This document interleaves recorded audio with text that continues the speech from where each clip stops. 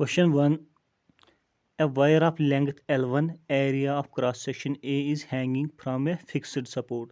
The length of the wire changes to L1, where M is mass suspended when mass suspended from its free end. The expression for Young's modulus निकालना है. तो देखेंगे here change in length, that is delta L, is given as L1 minus L, क्योंकि L1 is final length तो L is initial length, और area of cross section दिया है that is A.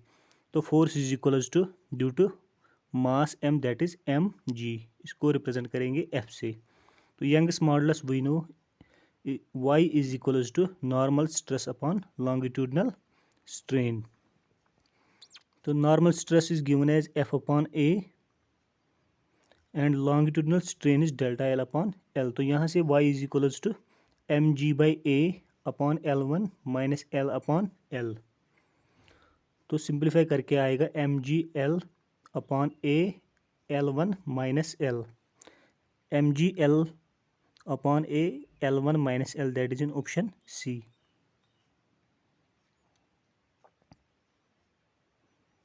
Next question.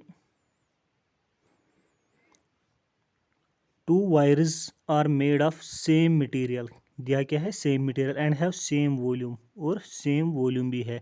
The first wire has cross sectional area A and the second wire has cross sectional area 3A.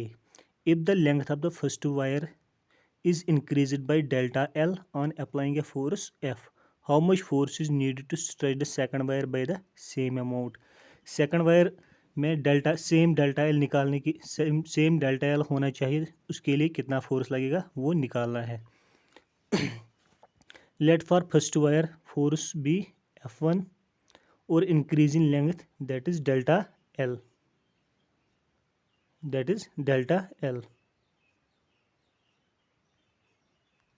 Young's modulus is for first wire will be y1 is equals to F1L upon A delta L. For second wire cross sectional area is 3A. Let force be F2. Increase in length should be equal to delta L dash, where L2 is the length of the second wire. तो यहाँ से Young's modulus for second wire that is y2 will be equal to F2 L2 upon 3A delta L dash. As stretches of the same amount, क्योंकि दोनों में delta L जो है वो same होना चाहिए, स्ट्रेच जो है वो सेम होना चाहिए. तो delta L will be equal to delta L dash, यानी delta L for first wire should be equal to delta L for second wire.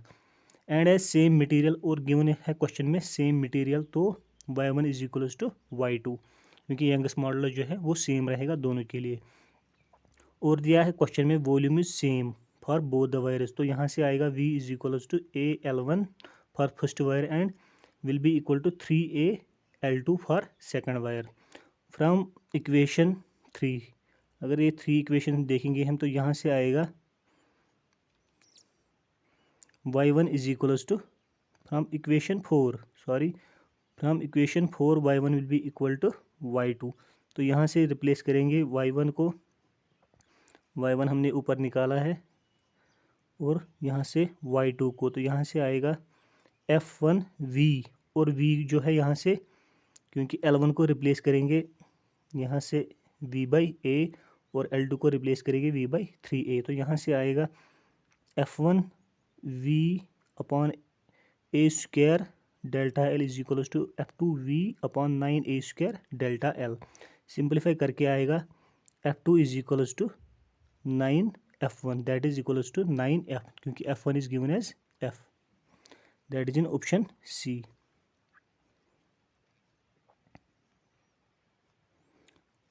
Next question. The bulk modulus of a spherical object is B. Given is bulk modulus B if the object is subjected to uniform pressure P, the fractional decrease in radius. निकालना है fractional decrease in radius. We know bulk modulus B is given as F upon A upon delta V upon V, that is stress upon change in volume या stress upon volumetric strain. तो तो यहाँ से आएगा F upon V को replace करेंगे P से, that is pressure, upon delta V upon V। तो fractional decrease in volume that is delta V upon V will be equal to 3 times delta R upon R, क्योंकि volume is given as 4/3 pi R cube. तो यहाँ से आएगा delta R will be equal to 3 delta V will be equal to 3 delta R, और V proportional है R से। तो यहाँ से आएगा delta V by V is equals to 3 delta R upon R। तो delta V by V is equals to 3 delta R by R is equals to P by B, क्योंकि ऊपर जो है ये इस इक्वेशन से B is equals to P upon delta V by V। तो यहाँ से आएगा delta V by V is equals to P by B। Simplify और करेंगे तो delta R upon R will be equal to P upon 3B, that is fractional decrease in radius, that is in option D, P by 3B। Next question, copper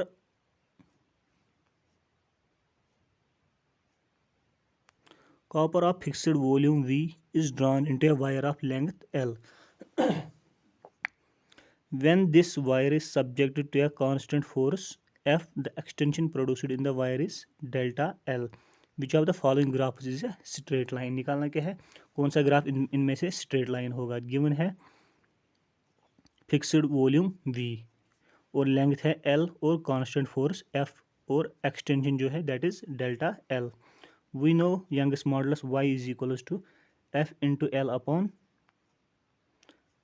delta L into A, and volume is equals to A into L, that is cross sectional area into length. तो यहाँ से आएगा Young's modulus Y is equals to FL square upon delta L V। तो delta L is equals to FL square upon VY, क्योंकि F जो है constant force है और V जो है volume that is also constant, और यंगस्ट मॉडुलस भी है कांस्टेंट। तो यहाँ से आएगा delta L is proportional to L square, that will be the straight line. तो that is in option B is the right answer. Next question, the following 4 wires are made of the same material same है, which of these will have the largest extension when the same tension is applied. निकालना क्या है, इस इनमें से किसका largest extension होगा। Delta L किसमें सबसे ज़्यादा होगा, दिया क्या है सेम मटेरियल और टेंशन भी है सेम, जो अप्लाई हो रहा है इस पर टेंशन तो वो भी सेम है। 4 ऑप्शन दिए हैं। A option is length is equals to 50 centimeter, dia is 0.5 mm, B is 100 centimeter, dia is 1 mm, C is 200 centimeter, dia is 2 mm, and D is length is equals to 300 centimeter, diameter is equal to 3 mm. We know Young's modulus Y is equals to FL upon delta L A. तो यहाँ से आएगा delta L is equals to FL upon YA. As material is given as same for all the rods, तो यहाँ से आएगा तो Young's modulus भी सेम होगा सबके लिए। और दिया है लोड दैट इज टेंशन, वो भी सेम है फॉर ऑल द वायर्स। तो यहाँ से आएगा that means Y and F should be constant, that means delta L is proportional to L upon A, that is delta L is proportional to L upon D square, क्योंकि area में जो है वो D square आएगा। Area is pi by 4 D square, pi by 4 is also constant, तो delta L is proportional to L by D square. तो इनमें से जिसका 4 ऑप्शन जो दिए हैं इनमें से देखेंगे L अपॉन D स्क्वायर जिसका ज़्यादा होगा उसी का लार्जेस्ट एक्सटेंशन होगा, that is delta L will be largest for that. तो 4 ऑप्शन पहले के लिए अगर देखेंगे L upon D square that is 2000, for option B L upon D square is 1000, for C L upon D square is 500, and for D L upon D square is 1000 by 3। तो इनमें option A अगर देखेंगे L upon D square is largest, that is 2000, तो option A will be the right answer। Next question,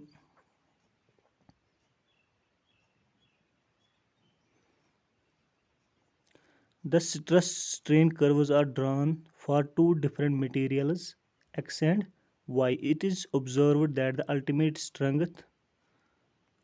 strength point and fracture point are close to each other for x के लिए जो है ultimate strength point और fracture point जो है वो close है, but are far apart for material Y के लिए जो है वो दूर दूर है फ्रैक्चर पॉइंट और ultimate strength point. We can say that materials X and Y are likely to B.